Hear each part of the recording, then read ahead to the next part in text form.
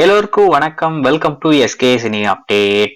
இந்த பதிவில் நம்ம என்ன பார்க்க போறோம் அப்படின்னு பாத்தீங்கன்னா, டைரக்டர் சித்சிவா இயக்கத்துல நம்ம சூர்யா அவர்கள் நடிச்சு இப்போதைக்கு திரைக்கு வர காத்துக்கிட்டு இருக்க, திரைக்கு வர ரெடி ஆயிட்டே இருக்க கங்குவா. இந்த படம் மொத்தமா 2 பாகமா அவங்க பிளான் பண்ணியிருக்காங்க. இப்ப முதல் பாகம் இந்த வருடம் தியேட்டருக்கு வர காத்துக்கிட்டு இருக்கேன்.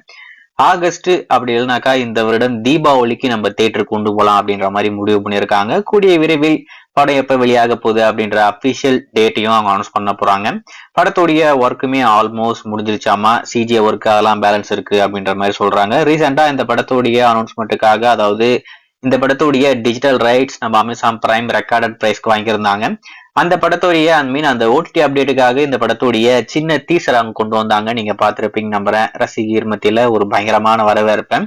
அதுல குறிப்பா எல்லாரும் ரொம்ப மெய்சிலிர்த்து பார்த்த ஒரு விஷயம்னா அந்த முதல்ல மட்டும்தான். என்ன இது பயங்கரமா இருக்கே அப்படின்ற மாதிரி எல்லாம் பேசியிருந்தாங்க. அதுல இன்னொரு முக்கியமான விஷயத்த பத்தியும் பேசியிருந்தோம். அந்த படத்துல அந்த டீசர்ல ஒரு புலி ஒண்ணு வரும். புலி கூட நம்ம சூர்யா ஃபைட் பண்ற மாதிரி ஒரு சீக்வன்ஸா இருக்கும் அப்படின்ற மாதிரி நான் எதிர்பார்க்கிறேன். அந்த புலி அதோடைய விஎஃப்எக்ஸ் அந்த அளவுக்கு நல்லா இல்ல, அது பாக்குறதுக்கே ரொம்ப சுமாரா இருக்கு அப்படின்ற மாதிரியுமே நான் சொல்லியிருந்தேன். ஆனா அந்த ஷாட்டை பத்தி ஒரு முக்கியமான அப்டேட் என்னன்னா, அது விஎஃப்எக்ஸே இல்லையாமா, அது ஒரு ஒரிஜினலான உண்மையான புலியவே அவங்க நடிக்க வச்சிருக்காங்க.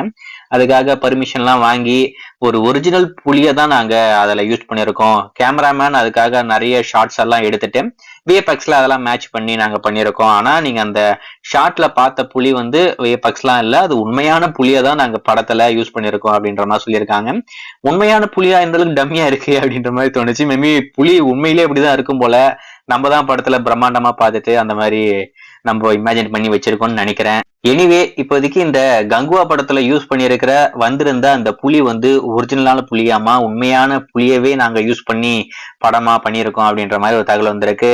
படமா பார்க்கும்போது இன்னும் அதை நல்லா டீட்டெயில் எல்லாம் கொடுத்து வேற மாதிரி இருக்கும்னு நினைக்கிறேன். அந்த ஷார்ட் பிரம்மாண்டமா இருக்கிறதுக்கும் நிறைய வாய்ப்பு இருக்கு. பிரம்மாண்டமா இருக்கா இல்ல காமெடியா இருக்கா அப்படின்றத நம்ம வெயிட் பண்ணி பார்ப்போம்.